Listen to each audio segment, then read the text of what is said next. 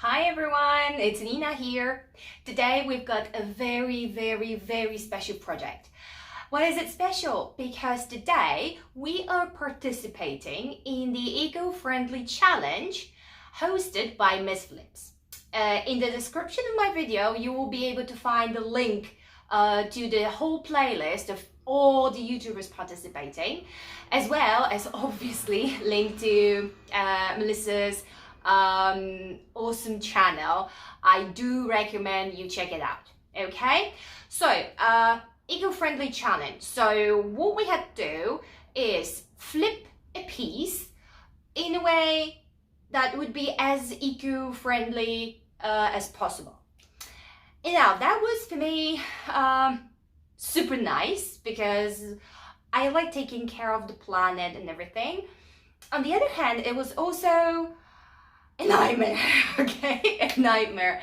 Why a nightmare? Because when you start thinking about it, it's like thousands of things that you can do, or you think that should be good, but then you start analyzing it and then you realize it's not. So I had to sit down for a bit and think about it. Okay, just to give you an example. I wanted to use as eco-friendly products and natural products as possible. And I know that in the US, you've got the paint called DIY paint, okay? It's, it's all natural and everything.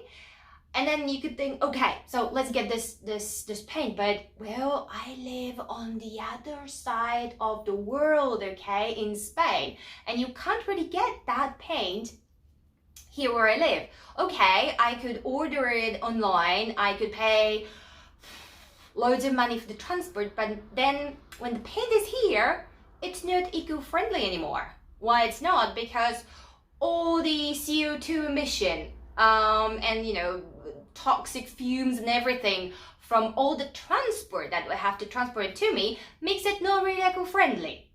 Okay, so I had to think about many things like that. So in the end, in terms of paint, I decided to use one of the brands that are produced here in Spain, and the factory of the one I got today, I think it's based in Valencia. So it's around, I think it's like Tour Drive or something like that. So again, this one, although is not as natural as DIY paint, is more eco-friendly than DIY paint. I mean, using both products here, okay, for my project. Okay, so I will talk you through all the eco-friendly solutions I use in my project. And I'll talk you through when I'll be doing different things. So let's get to the project. Okie dokie, so here are my 4 chairs. As I said, for this project, I've done only one of them. In one of the photos, you can see there are 2 out of the 4. There are 2 that they've got like an extra seat. This is someone trying to mend the 2 seats, and one of those is the one that I'm going to flip today. The chairs were in a really rough shape. Apart from somebody's attempts of fixing them, here with a close-up, you can see the varnish was in a very bad condition. My sander had absolutely no problems with taking this off. Loads of scratches, it's all cracked, so it had to be sanded. There's no way I could get away with scuff sanding. No, it had to be taken off completely to be able to paint it.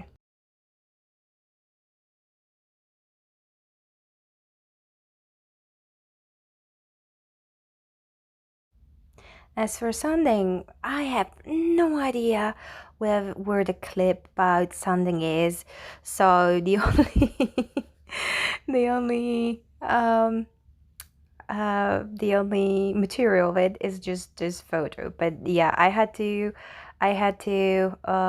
clean the piece first and then sand it because the varnish didn't let me assess all the extent of repairs that I'll have to go through. So cleaning and then sanding, and then I could sit down and have a look at what I'm dealing with. So here we have all the pieces. I sanded them bit roughly. It's not proper. It's not proper sanding, and it's not scuff sanding either. Okay, it's just what I had to do is sand enough to see what I'm dealing with, just to give me visibility. And then after repairs, I would finish sanding it properly. First thing I know I'll have to change are these screws. Okay, as you can see, they are super rusty. And apart from that, I know they are awfully soft. Probably, I guess these are the original ones because I found a few replacements. And this is the reason, one of the two on just this chair, this one chair, why I'm going to be replacing the screws. Okay, so one thing is keeping as many old parts as possible, but I want the chair to be usable and I want to be sturdy, so I am replacing the screws. So this is not too eco-friendly, but then you need to remember that certain parts has to be replaced, so the whole chair in the end will be eco-friendly. Here we have the backrest that is broken in half, and also there is a big crack, so that has to be dressed. Here we've got some varnish I still need to remove, and that will have to go with the stripper because there's so many grooves and details there that I was not able to actually sand it properly with my sander or by hand. Another crack, as I said, these chairs are pretty old, and I personally believe that saving furniture from the curb or from sitting there by rubbish containers, that's super eco-friendly because they will go to the landfill, and if you take it from there, you save it, you recycle it, and give more you extend its life. So that's the first thing. So one thing is, buying furniture from someone, knowing that someone will buy it anyway is one thing, but if you save something that was straight away destined to the landfill, that's even better because it's a little more eco-friendly. Okay, so here is the part that was hiding under the cover. I will have to address. And here you see me filling in all the little cracks that do not have to be glued. So whatever doesn't have to be glued, I fill it with wood filler. And here's another eco-friendly thing: when you use your supplies, you should use only the exact amount that you need. I mean, it's not always possible. Sometimes it's just, you think that that's enough and it's, you go overboard. Okay, that's happened sometimes, but you shouldn't be going overboard just because. Okay, you should always try to measure the right amount and not waste supplies because that's not eco-friendly.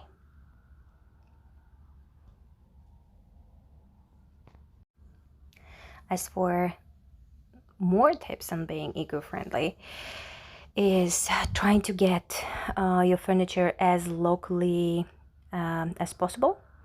So when you take your car and drive somewhere super far away, obviously you're producing more pollution than if collecting something locally. Plus, if you collect something, try to make sure if it can be organized, obviously. Try to make sure you are collecting many different things at the same time. So I got these chairs of Facebook Marketplace, and together with these chairs, on my way home, I picked up a desk as well. So I had my car totally filled with furniture, and that was obviously more sustainable than just picking every single thing separately.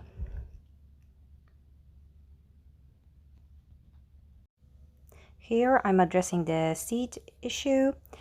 I'm filling in the holes caused by the nails that were someone was trying to fix the seat, and they nailed a top to the seat.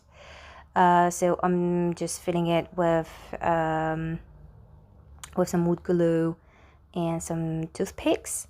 I've got quite a lot of these lying around in my house, and we don't really use it. So I thought that just instead of letting them dry and turn into dust, I could use a few to just fix this particular part. You could use wood filler. Okay, you could use wood filler, but I think that if at some point you can use wood to fix wooden problems, problems in the wood of a particular piece, I think wood is better than using a wood filler. But just my feeling. It's not eco-friendly or not eco-friendly, it's just what I think. After addressing the holes, I went straight to fixing the lifting part of wood from the seat.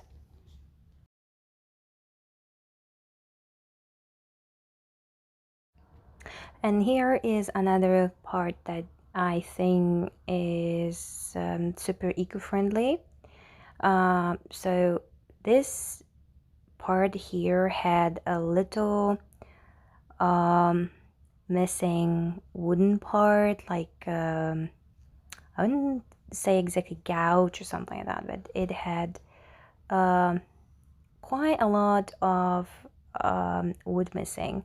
And again, I could use wood filler, but there are loads of buts. Wood filler is good for like little cracks where there is really not much pressure, okay, because it's a soft material, so it's not really good. However, the glue I'm using, it contains also some wood fiber, and it dries super strong, pretty much like normal wood. So what I did, I filled in the space, the one that you can see or looking at the video is the bottom part where you can see like loads of glue. So I filled this part with a lot of glue, and then I put on top of it a lot of sawdust, but sawdust from actually sawing a piece of wood, and not the absolute dust that you've got from your sander. So this one is a lot bigger. It's like I don't know, like sugar. Okay, it's the size of sugar grains, and I'm just putting it here, mixing it, and creating a type of paste that will be super hard when it dries. And as I said, this is an actual sawdust from my previous project. whenever I cut something using saw, I try to collect all that sawdust precisely for this reason. To if I need to make a repair of this kind, to have something that I can reuse. Okay, and I think this is being pretty eco-friendly.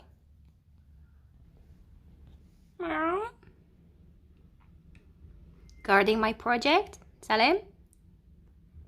Guarding my project?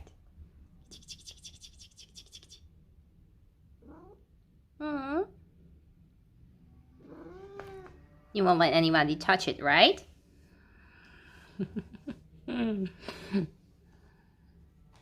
Yeah, I know. That my project is safe with you.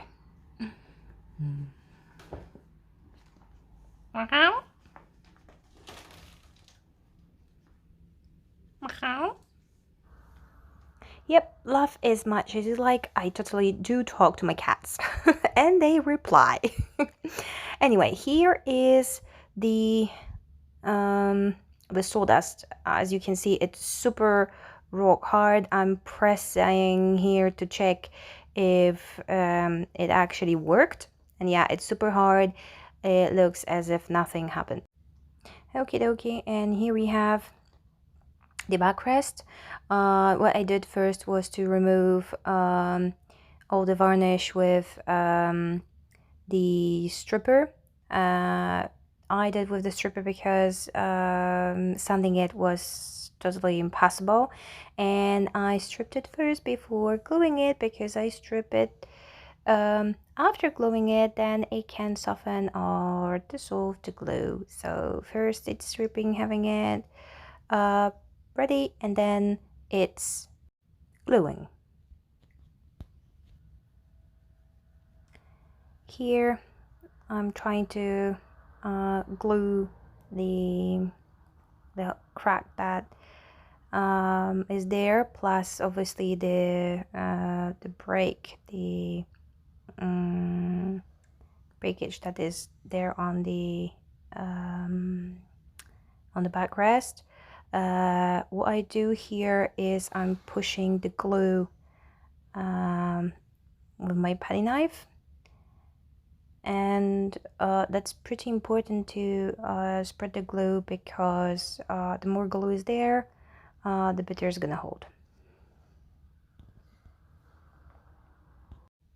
If you'd like to know if my sawdust experiment worked, well, here is a close-up of it when it's sanded, obviously, because it's the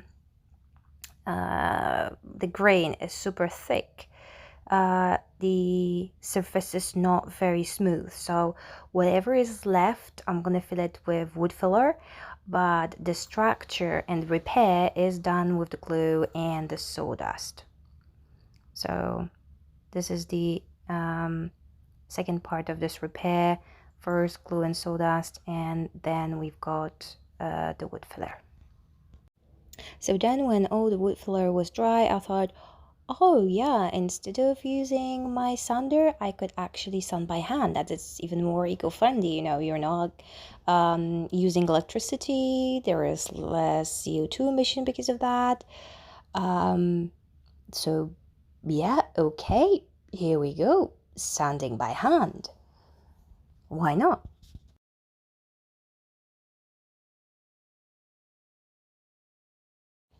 Well, yeah, now you know why it took me so long to finish the project. But yeah, anyway, it was worth just, doing something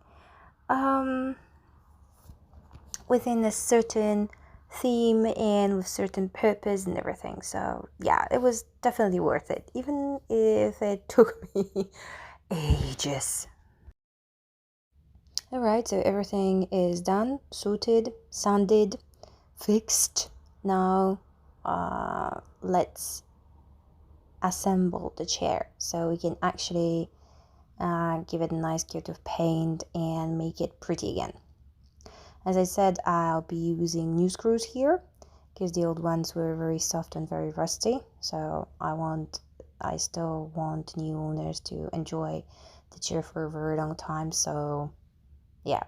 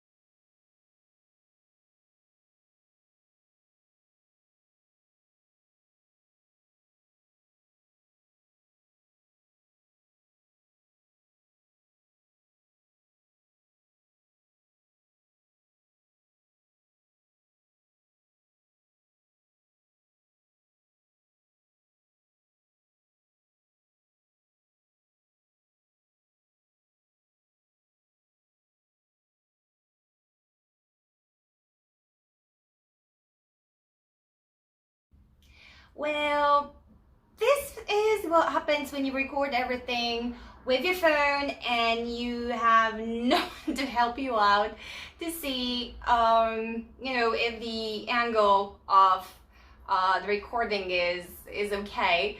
As I set my phone on the tripod, I'm trying to set it so you can see exactly the piece. I'm not this sort of a show. My pieces are. So when I try to make it a little bit, more fun, it didn't work, okay? Because then I saw the recording and I realized that I was like cut here, so you couldn't see the upper part. So basically, I really wanted to do that in that particular moment, so here goes. Now we are finally off to priming.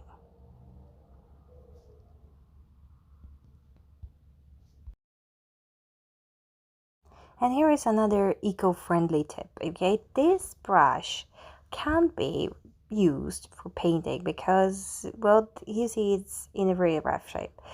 And because the primer really destroys my brushes, what I do, when I have a brush that does not, I can't use it anymore for painting, then it goes for primer. And then if it's no use for primer anymore, then it goes for the stripper. And then if it's not useful for the stripper, then it goes to the bin. In this way, I'm making the most of the tools I use, and I'm not throwing the thing just because I can't use it for the particular thing it's designed to, or I bought it with my idea and had to use for. Okay, like for example, the brush for painting, and then it's no use for painting pieces. Then I use it for primer, and then I go for the stripper.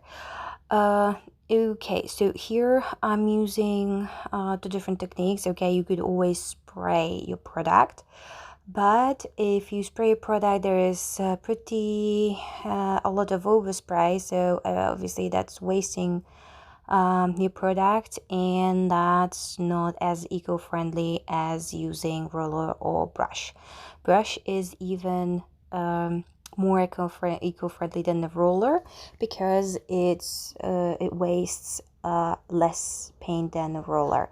For a roller, you need a tray, and even if you reuse the tray many times, the product you put in the tray, well, some of it goes, some of it is going to stay on the tray, and that's the wasted part of the product, while on a brush it's not going to be much of it.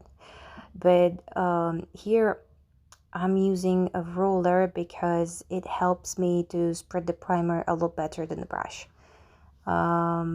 Brush leaves a lot of drips, and I don't know, maybe I'm doing something wrong, but honestly I prefer to brush the primer than roll the primer than brush the primer, because it always looks a lot better and the product is spread a lot better.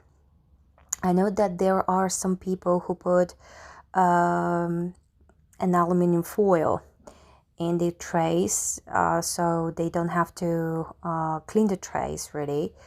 But again, if you paint a lot, I mean, if you do it like once or twice a year, it's not that of a big deal. But if you do it every day, then that's loads of aluminium wasted. And well, I prefer to clean it with water. And obviously all the products I use, except for obviously things like wax, are water-based. So straight away, these are a lot more eco-friendly. And apart from the fact that they're not that harsh for the environment, you don't have to have special solutions to clean your tools or to clean your skin after using it. you could say that, well, one of the things of saving and being more eco-friendly as using all-in-one paint, or at least the one that has got built-in primer, but just of a super simple test to give you. Whenever I used the primer and I wash my hands after it, and when I use paint, for example, the one I'm going to be using today, that one has got built-in primer as well. Well, the paint comes off my hands super easily, even though it's already dry and everything. While primer, well, to get rid of it properly, I need to have a sponge, like, you know, the one you use to wash the dishes.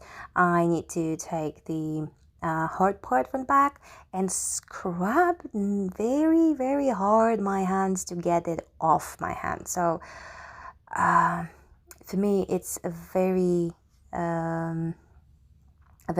clear sign that, well, primer is gripping a lot better to surfaces than paint with a primer. So because I want my pieces to last for quite a long time, well, I always prime. When the primer was dry, I grabbed a sanding sponge and some other sanding paper, 240. This is what I use, just to knock off any imperfections, any dust or anything that could stick to the primer. Or such as in this case here, you can see I've got a drip I didn't see when I was priming. So now I'm sanding this off because I want a nice and smooth surface. I mean, I'm not looking for a factory finish. That's not my idea. But what I want is to grain to show, maybe some wood imperfections, but not something that I did and it doesn't look good. Okay, so basically this is what I'm gonna sand off, and other things, as I said, the wood grain, that's something I want to keep on this particular piece. Here you can see the texture I'm leaving behind because this is something I want.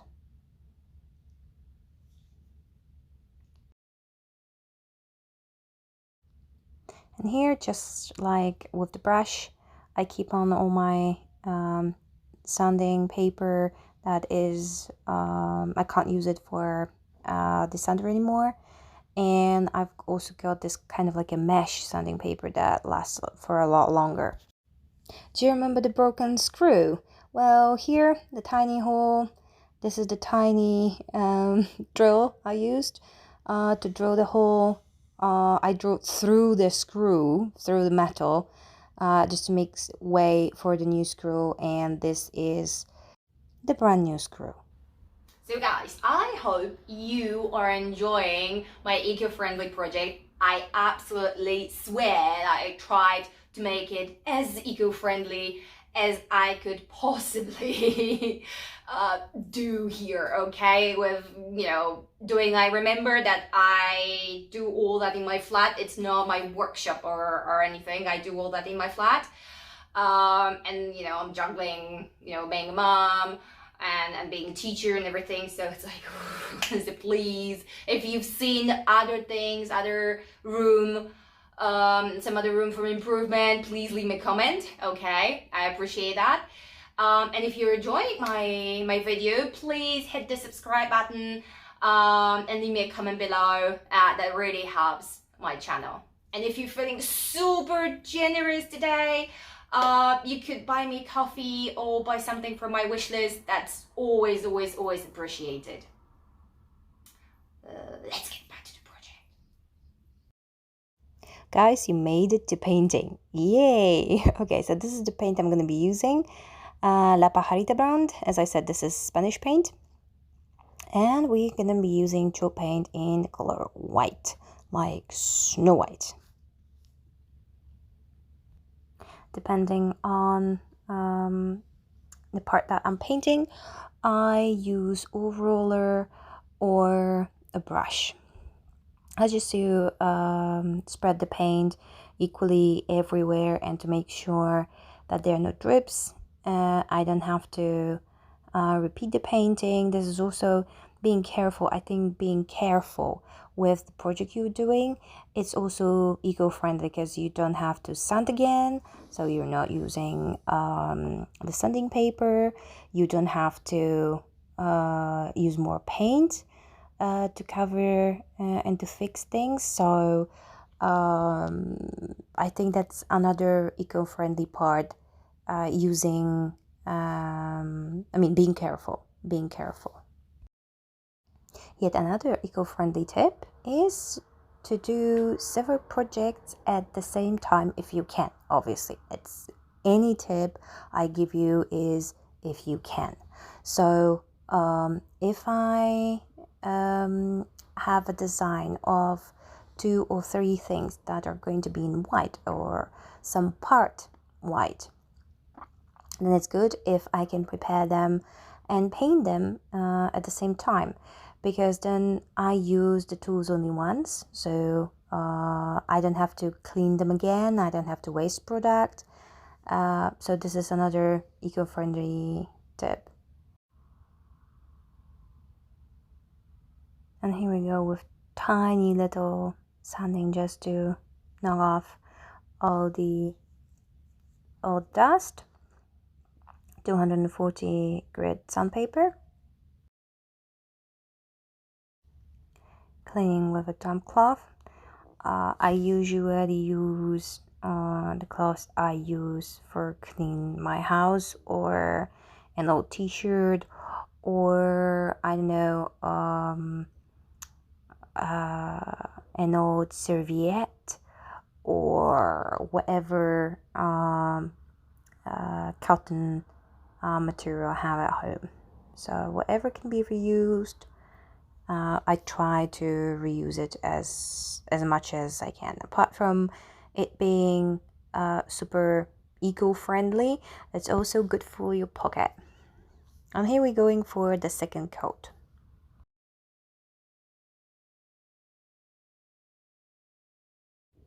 Yeah, chairs are definitely not my specialty. So I was trying a roller, I was trying a fluffy roller, I was trying a brush with longer, shorter hair, and now I'm testing a sponge. And if you want my advice, well, I can't give you one. I absolutely can't give you one. The only thing I noticed is that I prefer to use a sponge roller to apply primer and the fluffy roller to apply the paint. But which one is the best to apply paint? I mean, between a brush, a foam, and a roller? Well, no idea. Maybe it's because this chair has got so many crevices, lines, hidden parts that using one tool is just absolutely impossible. Yep, and here is a tornado. I'm trying to get out of my chair. Guys, we're almost there. Okay, so the chair is primed and painted, and we are going to give it its final look now. I've got my brush here, and what I'm doing is putting on some transparent wax, because after wiping it with a clean rag, I'm not buffing it here, I'm just wiping the excess off. And the reason why is I am using the dark wax. And the thing is that if you use a different type of wax underneath, for example the transparent wax, then if you put the dark wax on top and you want to pull it off, it's a lot easier to pull off when you've got a transparent wax base. So that's the reason. So here I'm putting some dark wax on it to give it the proper look. So now here, using a little bit of transparent wax, I'm just adjusting the look. So I'm here using transparent wax. I'm pulling off some of the dark wax to give the chair the look I want. And after a quick buffing, the whole thing is already done. I absolutely love the sheen, the little soft sheen that buffed wax gives to the furniture. I don't know you, but I absolutely adore it. So here we are. That's done. Okay, guys, so the chair is done. Okay, the chair is done. I'll show it to you in a second. Please stay with me. Okay, please stay with me. After seeing the photos, I'm gonna show you what stage I'm on with all the 4 chairs, because I would like to remind you to do 4 chairs. Because of lack of time and because I was doing other projects at the same time, well, I could make it, okay? It's the end of school year here in Spain. I've got 2 little kids, 4 cats. Okay, so it's like loads of things going on. Plus, I do work as a teacher as well, so all that leaves loads of things to do for me. Okay, and that leaves very little time for me to work on my project. So I'm gonna show you the stages of all 4 chairs I was doing. Okay, I didn't manage to do all 4, so I walked you through just one. The process on all the other ones is going to be exactly the same, because I would like to sell the set. I mean, all 4 chairs is a set. Okay, so please stay with me. And here you go. So there it is, the before and the after.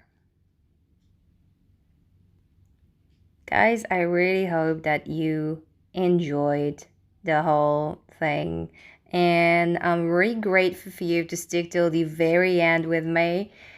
I hope you didn't regret doing that. I hope you enjoyed it, and here we go. Then I tested the chair first, and then it was my turn. As you know, they say, like, you know, if an engineer builds a bridge, well, he needs to walk along it first. So here it's me testing whether the chair is actually okay. And here we go with the chairs. First chair you can see here is the model one I made. This is the chair I made for this particular video. This is another chair that, as you can see, is halfway through. I painted it already separately, okay? The previous one, I painted it when it was assembled, and now I'm testing the theory of painting it when it's not assembled. And this is the very last one for me to fix and to finish. So I hope you enjoyed, and till the next time.